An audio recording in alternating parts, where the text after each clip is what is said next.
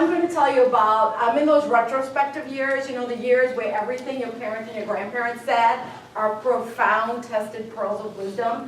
For those of you who are parents, you know what I'm talking about. You say things to your kids and you go, oh my gosh, I sound just like my mother or my father. So I'm sort of filtering my experience through, you know, my relationships with the donors that I've encountered with over my profession, and really just looking at it through the day in the life of a fundraiser. So feel free to chant amen, feel free to nod your head, clap. You know, this is an interactive session. This is where you get to put that yogi practice into motion. So here are some of the challenges I've encountered with donor relationships and the cliches. You can lead a horse to water, but you can't make him drink. How many of you have horses in your life? I've had quite a few. No matter what you do, if they're just not prepared to make the gift, no, despite your best efforts, you're not going to be able to close that gift. You can't judge a book by its cover. What about those millionaires next door? How many of you have the most loyal donors, have very modest lifestyles? They dress simply. You would never know by the way they dress, by the way they talk, that there's millions behind it. And then we have the big shots, the ones that talk the big game, right? The ones that say, oh, Karen, there's a lot more where this comes from. And then they usually come up short. So that's just a little bit of a perspective. Put your money where your mouth is. I find myself thinking about my board members and my reunion chairs and the people who are in a leadership position. I want those folks to step up. I want them to be not only financially committed, but I want their financial commitment to match their verbal enthusiasm. So actions speak louder than words. Don't look a gift horse in the mouth. Oh gosh, you know, how many times does that gift come up shy of your expectation, shy of what you asked for? And you say, oh, thanks.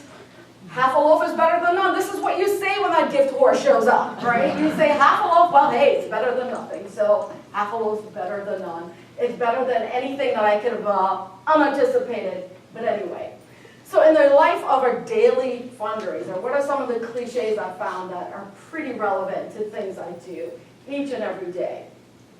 So again, if you want to filter this through, you're sitting in your office and you're trying to work through a complicated situation, sometimes you have to break a few eggs to make an omelet.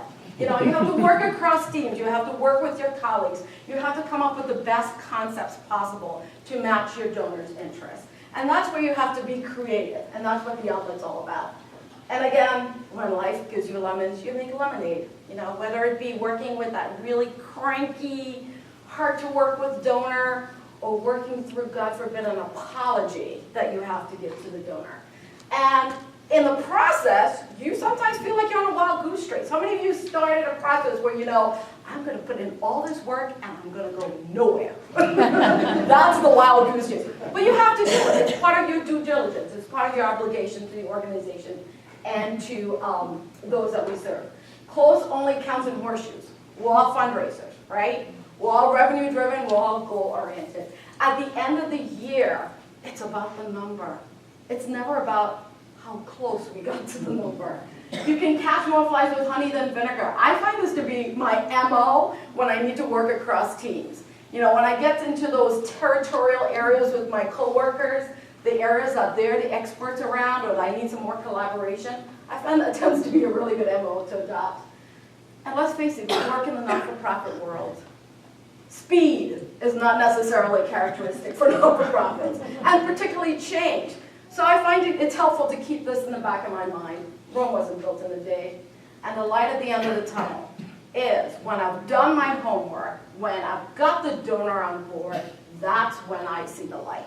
And that's when I know things are going to work out. So for those of you who are familiar with Mad Libs, everybody? Okay, my son used to love these crazy exercises. If you don't have a book and you have children, you definitely get it. It's a fun exercise. So it's about picking a bunch of nouns, adjectives, verbs into a scenario and coming up with a crazy Mad Lib. So this is my crazy Mad Lib. You have to break a few eggs to make an omelet for that gift horse. And if he's thirsty, you have to make him lemonade with honey. And while it may seem like he's taking you on a wild goose chase, remember, Rome wasn't built in a day. There's always light at the end of the tunnel, even if you only end up with half a loaf.